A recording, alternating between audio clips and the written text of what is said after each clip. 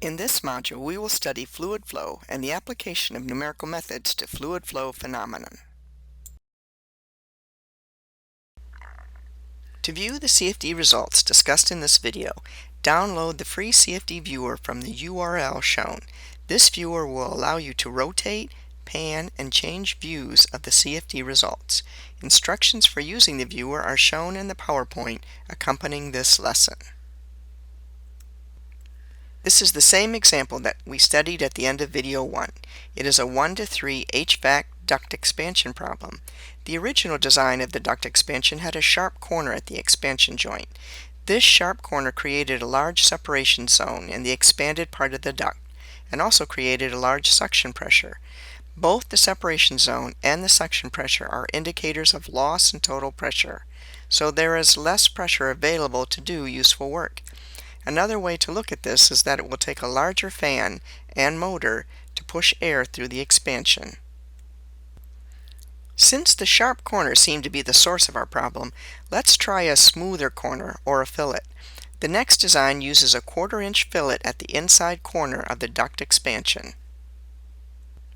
The main utility of CFD simulations is being able to compare designs before choosing the design that will be prototyped.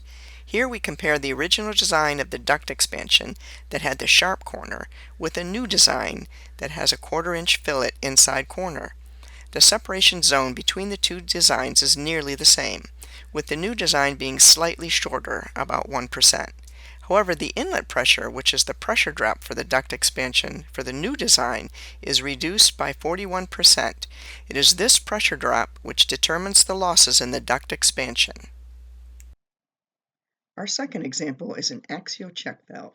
Axial check valves allow flow in only one direction. When the flow tries to go the wrong way through the check valve, the obstructor snaps closed, preventing any flow through the valve. There are numerous applications for check valves. Check valves are simulated to quantify the flow rate versus pressure drop through the valve.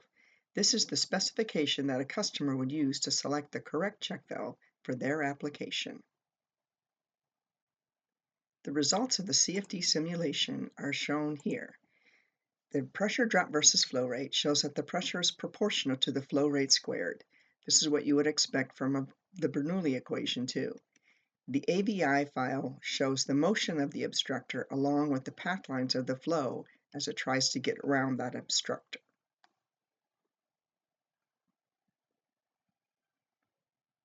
Our third example is from the architectural, engineering, and construction industry. The AEC industry has a number of applications which CFD simulation is used in the design process. In the graphic shown, a CFD simulation was used to predict the airflow over a building complex.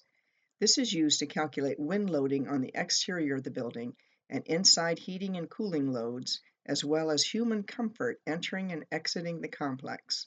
For internal spaces of buildings, human comfort is a major design consideration along with energy efficiency. In our specific example, an individual office space is modeled to quantify the human comfort with the designed HVAC layout. From the figure, you can see that both the air inlet and the air outlet are on the ceiling of the office, which is the normal configuration. There is an exterior concrete wall and an exterior glass wall facing the human seated at the desk. The goal of the CFD simulation is to determine whether the human will be comfortable. This is quantified by two variables, PMV, which stands for predicted mean vote, and PPD, which stands for percent persons dissatisfied. The CFD results show the airflow path lines or particle traces and the human comfort quantities for the office. The PMV shows that the human sitting in the office will be too cold, shown by the mostly negative PMV values. The PPD values show that most of the humans that would be in this environment would be dissatisfied with this airflow. To improve the design, a warmer temperature air should be used and a deflected duct system to force more air into the room space. The last example is a mountain bike frame. For this example, the CFD simulation is used to calculate the drag and suggest design changes that will minimize that drag. This is an example of external flow or airflow over the bike frame. The CFD results are shown as an AVI file that shows the particle traces or path lines of the airflow around the bike frame. The pressure coefficient is plotted on the frame. The red shows the highest value of pressure coefficient, which is also the stagnation point on the bike. From the forces calculated by CFD, we calculate the drag coefficient to be 0.25. Further design changes can be evaluated and compared to this drag coefficient to arrive at the lowest value.